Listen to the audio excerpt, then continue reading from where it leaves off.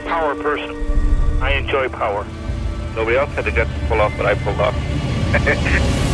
I outsmarted you again. In 1978, 27 bodies were found beneath a house by the Chicago police. The clown with a dark truth. He was responsible for the deaths of 33 young men and boys.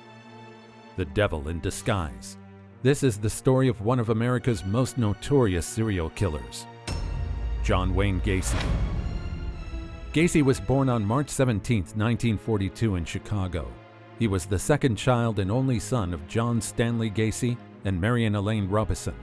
He was notorious for the brutal crimes that he committed against 33 young men and boys. His murder shocked the entire Chicago, as in the public's eyes, they had a very different image of Gacy. Born into a blue-collar family, Gacy had a rough childhood. He faced the law from the 1960s onwards for a lot of crimes, typically for physically assaulting boys. Though he was sentenced to prison several times, he was later released, free of charges. On December 11, 1978, Robert Piest, a 15-year-old boy, was waiting for his mom outside the drugstore he worked at. When his mother arrived, seeming very happy and excited as she was waiting to celebrate her birthday with her family, Robert told her that he was going to talk to a contractor who was offering him a job with high pay. After talking to his mom, Robert proceeded to the contractor. His mother waited outside the store. A few minutes passed by, and there was no sign of Robert. She then went inside the store, and he was nowhere to be seen. She then leaves, hoping that Robert will meet them at their house. After reaching home, she celebrated her birthday without her son. Little did she know that that was the last birthday candle she blew happily in her life. As hours passed with no sign of Robert, she called the police and informed them about her missing son. After reporting the missing person, the police immediately suspected Gacy, as it turns out that the contractor Robert mentioned was Gacy. Gacy had gone to the pharmacy to discuss a remodeling deal with the store owner. It's then that he puts forth his offer to Robert. After checking the criminal profile of Gacy, the police found out that he had a really poor criminal history and had an imprisonment history for assaulting a 15-year-old boy. Lieutenant Joseph Kozenzak chose to investigate Gacy. The following day, Kozenzak, along with 2 Des Plaines police officers, visited Gacy's house for questioning. Gacy indeed agreed on going to the pharmacy and saw 2 young boys, but he denied offering a job to Robert. Gacy was then called to the police station. Though he was supposed to be in the station by 9 p.m., he appeared at 3 a.m., all covered in mud, claiming he had been in a car accident. Again, in the station, Gacy refused the fact that he had offered him any job. When questioned about his reappearance in the pharmacy, he said that he had been called by Torf, the pharmacy owner, to remind him about the appointment book he left behind. But when Torf was questioned, he denied calling Gacy. The police were suspicious of Gacy, and they believed that he was holding Robert captive. They obtained a search warrant the next morning and searched Gacy's home. During the search, they found a receipt belonging to Robert Piest's co-worker. They concluded that Robert was there in Gacy's house. The police, hoping to find Robert, secretly followed Gacy everywhere he went. The next day, police searched his house again and found a ring. It was a high school ring that belonged to a boy named John Zick, who went missing on January 20th, 1977. The authorities soon arrested Gacy after they spotted him selling marijuana. When he was kept under custody, the police searched his house again. Every time they visited his house, the officers noticed a strange smell in his house. And this time, they even found the reason behind the odor. They discovered a crawl space under Gacy's house, which when investigated, found human bones. Gacy then verbally confessed that he killed 32 young boys and men. Not just that, he even drew a map of his house to take out the bodies he buried using the hints from the map diagram. He also gave 6 names of the victims. Finally, on December 23rd, Gacy was charged with murder and then began the dismantling and digging of his house to take out the buried bodies. By December 30th, police had found almost 29 bodies. So whose bodies were these? What exactly did Gacy do to his victims? And how did he stay out of trouble till the 32nd murder? Let's start with Gacy's childhood. Gacy had a very unpleasant childhood. Though he was close with his mother and 2 sisters, it was difficult to maintain a healthy relationship with his father. His father, John Stanley Gacy, was an alcoholic and an abusive man. Stanley always compared him with his sisters and used to abuse him for silly reasons. One day, Gacy accidentally arranged the car parts in the wrong way, and he was beaten up with a leather belt by his father. Gacy's mother tried to protect him, only to end up calling Gacy a mama boy and a homosexual. Even after all this trauma, Gacy loved his father and always blamed himself, thinking that he was not perfect for his father. In 1949, Gacy and his friend were caught physically groping a girl. Gacy's father was informed about the same, and he whipped Gary with a razor strop. The same year, one of Gacy's family friends visited them and sometimes molested Gacy in his truck. Gacy was too scared to tell his father this, as he thought his father would blame it on him like he always does. Along with all these, Gacy was overweight and unathletic due to his heart condition. He even backs out at times. In 1957, when he was hospitalized, they found a burst appendix. He had spent a lot of time in the hospital, and as a result, his grades went down. Though Gacy was sick, his father suspected that he was making this up to gain sympathy. Due to Stanley's ignorance, Gacy was never diagnosed with his illness and continued to live his life as a keeper. In 1960, when Gacy was 18 years old, he joined an assistant precinct captain for the Democratic Party in his neighborhood. Gacy hoped his father would support him, but instead Stanley criticized him for being a patsy. But all Gacy wanted was the support and acceptance from the public that his father failed to provide. The same year, Stanley also bought a car for Gacy, but he made sure to keep the car's title in his name until Gacy had finished paying. He even took advantage of this by confiscating the car whenever Gacy refused to listen to him. Tired of his father's haughtiness, Gacy purchased an extra set of keys for his car. He left home and moved to Las Vegas, Nevada. Even in Las Vegas, he had to find a job to strive for every day. He got work with an ambulance service at first, and then worked as an attendant at Palm Mortuary. It was here that Gacy's homophile nature got triggered. As a mortuary attendant, he used to sleep on a cot in the embalming room. One evening, when he was alone, his eyes got caught on a teenage boy's dead body. He embraced and admired the body before gaining his senses back. The very next day, Gacy returned home. Despite having failed to graduate from high school, Gacy enrolled at Northwestern Business College, from where he graduated in 1963. He took a management trainee position with the Nunn-Bush Shoe Company. He was then transferred by the shoe company to Springfield to work as a salesman in 1964. Gacy also joined the local U.S. Junior Chamber and enthusiastically worked for them, being named the key man in April. The same year, he got engaged to Marilyn Myers, a co-worker. It was not long until he got to experience his second homosexual event. As per Gacy, one of his colleagues in Springfield JC's piled his drinks and took him to the sofa, where the colleague gave him oral satisfaction. He was later promoted as the vice president of the Springfield JCs and was also named the third most outstanding JC in the state in 1965. After 6 months, Gacy and Myers were married in September 1964. Myers' father purchased 3 Kentucky Fried Chicken restaurants in Waterloo and was aiming to hand over the management of the restaurants to Gacy.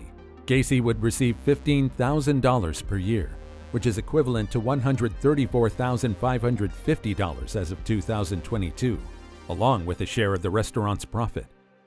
In February 1966, Myers gave birth to their first son, followed by the arrival of their daughter in March 1967.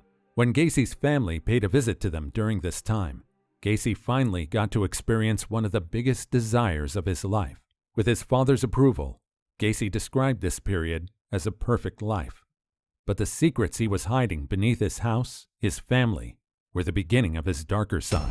During his managing period at KFC, he used to hire teenagers of both sexes, but he socialized only with young men.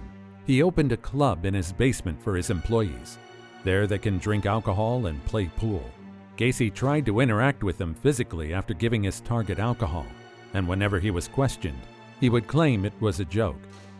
While working at KFC, he joined the local JC's chapter and spent extra hours over there. During meetings, he offered fried chicken and demanded to be called Colonel. Gacy, along with his JCs, was involved in third-rate activities like wife swapping, prostitution, pornography, and drug use. His very first attempt at physically assaulting a boy was in 1967. A 15-year-old boy, Donald Voorhees, son of a J.C., was assaulted by Gacy in August 1967. Gacy lured Voorhees with a promise of showing him stag films, which were played only during J.C. meetings. He took Voorhees and showed him the films, and also made him drink alcohol. He then forced the boy to do mutual fellatio by telling him that he needed to make out with a man first before making out with a woman. He used the same technique to allure several young boys, including the boy whom he encouraged to make out with his own wife, and later blackmailed him to please Gacy. He even tricked several teenagers by saying that he was conducting homosexual research and paid $50 each. In March 1968, Voorhees opened up to his father about Gacy sexually assaulting him. His father immediately informed the police, and Gacy was charged with oral sodomy and Voorhees. But Gacy, as always, denied any wrongdoing and claimed that people were trying to frame him using political leverage. On August 30, 1968, Gacy offered his employee, 18-year-old Russell Schroeder, $300 to assault Voorhees to discourage him from testifying against Gacy in court. Schroeder agreed and took Voorhees to an isolated country park. He then sprayed mace in Voorhees' eyes and beat him. Voorhees escaped the attack and reported the assault to his father and the police. Voorhees was able to identify the attacker as Schroeder. When police caught him, he denied any involvement in the attack, but later confessed the attack that he did at Gacy's request. Police then arrested Gacy and charged him with forcing Schroeder to assault Voorhees. Considering all the chaotic business Gacy is involved in, the court ordered Gacy to undergo a psychiatric evaluation at the Psychiatric Hospital of the University of Iowa on September 12th. For 12 days, 2 doctors were in charge of observing and analyzing Gacy and his psychiatric nature. The doctors concluded that he had an antisocial personality disorder and had no hope of benefiting from therapy or medical treatment. An antisocial personality disorder is a mental health condition where people show a lack of respect towards others. People with this disorder show a lack of respect towards others and choose to not follow the social norms and rules. They cause emotional and physical harm to people around them and always refuse to accept responsibility for their actions. People who get diagnosed with ASPD often have a history of traumatic or abusive childhoods. All these symptoms are visible in our sadist here, Gacy. Certainly, Gacy's mental status was not normal, especially considering the events of his childhood. His father's torturing and insulting him every time made him lose all the positivity in his life, and initially, he wanted to experience the love and care of others. But as it never worked out, he made the lives of other people as hard as his own. He tortured his victims as he found a way to fight against the world that never supported him. Even during his childhood, when he was assaulted by his father's friend, he was also hit by a swing on his head. Some theories say that as a result of that injury, he used to black out every time, and it damaged his brain, which made him lose his ability to think reasonably. Also, during the hit, he was abused and was suffering from mental trauma alone. Gacy lost his mental ability to understand what is right and wrong. On November 7, 1968, Gacy pleaded guilty to Voorhees, but not to the other youths. However, Gacy said that Voorhees offered himself to Gacy, and his actions were a result of curiosity. Though he made up a story, the court sentenced him to 10 years in prison. That same day, his wife filed for a divorce and requested to be awarded the couple's home and property, sole custody of their 2 children, and alimony. The court ruled in her favor, and the divorce was finalized on September 18, 1969. And that was the day when he met his first wife and children for the last time. On June 18, 1970, Gacy was granted parole with 12 months of probation. Soon after his release, he moved to Chicago on June 19th and obtained a job as a short-order cook in a restaurant. It's true that some habits, no matter how cruel and sadistic they are really difficult to get rid of. Gacy proved that within 9 months of his release. On February 12, 1971, he assaulted a teenage boy by luring him into his car and taking him home, where he attempted to force the young boy into physical activity. Though the complaint was filed, the court dismissed the complaint when the boy failed to appear during the hearing. He again committed the same crime, but this time he used his new tricks. He flashed a sheriff's badge to a young boy, lured him into his car, and forced him to make out orally. Again, these charges were also later dropped when the complainant attempted to blackmail Gacy. After his parole ended in October 1971, Gacy's previous criminal convictions were sealed. With financial assistance from his mother, Gacy bought a ranch house. He resided in this house with the address 8213 West Summer Avenue, where he buried all the innocent young men and boys. He also started a part-time construction business, PDM Contractors. Surprisingly, the people in his community had a really good opinion of Gacy, as he used to participate in all social activities and charities. He plowed snow from neighbors' pathways and hosted annual summer parties every year, which gave them a good image of Gacy. On July 1, 1972, Gacy flipped a new chapter in his life by marrying Carol Hoff and taking care of her 2 daughters from a previous marriage. They moved into Gacy's ranch house, but the new chapter was nothing less than his previous life events. During their first personal time in bed, Gacy told Carol that this would be the last time they would spend much time together, as he was bisexual. He later started spending evenings away from home and returned in the early hours of the morning and gave an excuse by saying he was working late. Carol noticed how weird Gacy was behaving by bringing teenage boys into his garage, and also found gay pornography, men's wallets, and other sundries belonging to someone else in the house. When questioned about them, Gacy would angrily shout at her by saying it's none of her business. Owning a company with workers, Gacy often used to take advantage of his employees. He would ask his workers for physical favors in return for certain needs or acts, like financial assistance, promotions, lending vehicles, etc. He also owned a gun, which he used to threaten his employees. In 1973, Gacy and a teenage boy traveled to Florida to inspect a property. The first night in Florida was indeed a nightmare for the boy. Gacy molested him in their hotel room that night. But this victim of his is different. The boy, after returning to Chicago, drove to Gacy's house and beat him in his yard. Gacy's wife, Carol, noticed the bruises, and when inquired about that, Gacy said that he had been attacked by a guy who refused to pay him for his poor painting. He later picked up several boys, offering jobs for them at PDM, and even giving them accommodation in his house. But in the end, all the boys would run away when he tried to strangle them and molest them. 2 of his victims were Anthony Antonucci and David Cram, who were handcuffed by Gacy, and with their struggle and strength, rescued themselves. Carol also used to notice some strange odor in the house, and whenever she tries to bring it to Gacy's attention, he'll give it less importance and divert the topic. As the arguments heated up, Carol asked Gacy for divorce in October 1975. In February 1976, the couple was legally separated, but this never impacted his social profile. He was famously known as Pogo the Clown. Gacy had a membership in a local moose club, through which he got to know about the Clown Club, whose members regularly perform for fundraising events and entertain hospitalized children. In later 1975, he joined the club and established his characters, Pogo the Clown and Patches the Clown. He described both the clowns as having different natures. Patches is the more serious character, while Pogo is the happy clown. He performed for various political functions, local parties, charitable events, and children's hospitals. Sometimes, Gacy would remain in his clown attire and drink at a local bar before returning home.